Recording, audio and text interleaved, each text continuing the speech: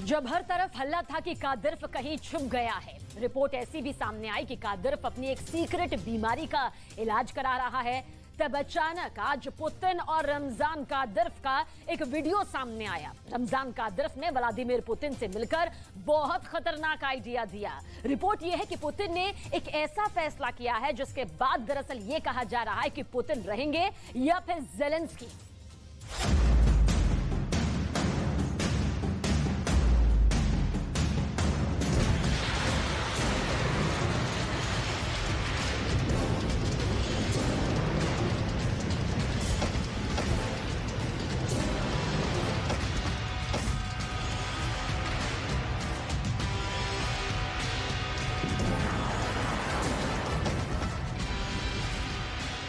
Putin की फौज ने बखमुत को करीब करीब कब्जे में ले ही लिया है, लेकिन इस शहर में एक एक इंच आगे बढ़ने के लिए पुतिन ने बहुत बड़ी कुर्बानी दी है।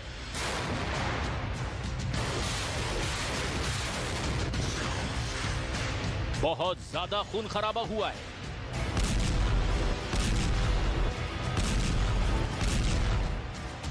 और यही वजह है कि पुतिन अब यूक्रेन में सीरिया वाला फॉर्मूला अपनाने के लिए मजबूर हो गए हैं। सीरिया फॉर्मूला आखिर है क्या, इसे बहुत ध्यान से समझिएगा, क्योंकि बख्तरबंद और टैंक वाले इस युद्ध में ये फॉर्मूला सीरिया में कामयाब रहा है।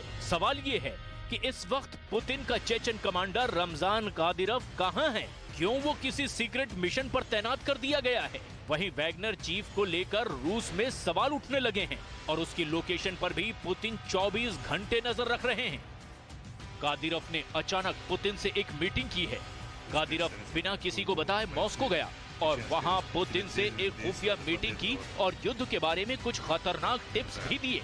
В зоне СВО успешно несут службу бойцы Чеченской Республики. Мы выполняем все ваши приказы и нацелены действовать до победного конца. Жители региона полностью поддерживают проведение СВО и считают необходимым достижение ее цели и задач до победного. इस दौरान कादिरोव का चेहरा कुछ अलग नजर आया, जैसे कादिरोव का चेहरा सूजा हुआ है, लेकिन इसके बारे में कादिरोव ने पुतिन को कुछ नहीं बताया। Как ваши парни воюют в зоне СВО, и передайте им самые наилучшие слова. Спасибо им большое. अब बखमुत और ज़ापोरिज़िया के मोर्चे पर युद्ध कैसा चल रहा है, उसकी बहुत ही खतरनाक तस्वीरें देखिए, क्योंकि यहाँ लड़ाई आमने सामने की है। गोलियां दोनों तरफ से बरसाई जा रही हैं। एक सैनिक के बॉडी कैम यानी उसके जिस्म पर लगे कैमरे ने ये सब कुछ रिकॉर्ड किया है। युद्ध से ऐसी तस्वीरें कम आती हैं, क्योंकि यहाँ पर एक एक वीडियो के पीछे जान की बाजी लगाई जाती है। यहाँ पुतिन का टैंक भी है। T-90 से यूक्रेन की पोजीशन पर हमला किया जा रहा है। यहाँ पर रूस की फौज एंटी टैंक मिसाइल से भी हमला कर रही है।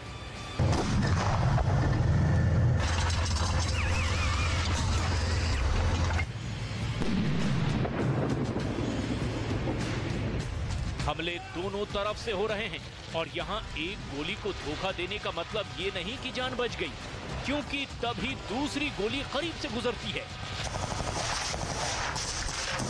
बखमुत में युद्ध के ऐसे वीडियो को देखकर समझा जा सकता है कि यूक्रेन में लड़ रहे सैनिक कैसे हर पल अपनी जान हथेली पर रखकर लड़ाई लड़ रहे हैं। पुतिन इस वक्त बहुत ज्यादा प्रेशर में है, क्योंकि रूस ने बखमुत जीतने के लिए जो कुर्बानी दी है, उसके बाद पुतिन के पास कीव की तरफ आगे बढ़ने के लिए कोई और रास्ता नहीं बचा है।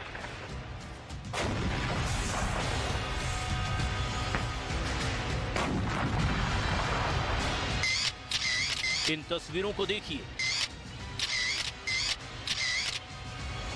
पुतिन की युद्ध वाली नई स्ट्रेटेजी को समझने की कोशिश कीजिए। पुतिन अब ऐसे हथियार तैयार कर रहे हैं जो कुर्द लड़ाकों और ISIS ने सीरिया में तैयार किए थे, ताकि वो अपने दुश्मन के रॉकेट हमलों से बच सकें। अब इसी तरह अपने टैंक और बख्तरबंद गाड़ियों को नया रूप देकर पुतिन अपनी कमियों को छुपाने की कोशिश कर रहे हैं। पुतिन के पास टैंक कम पड़ गए हैं। पुतिन के पास बख्तरबंद गाड़ियों की किल्लत हो गई है।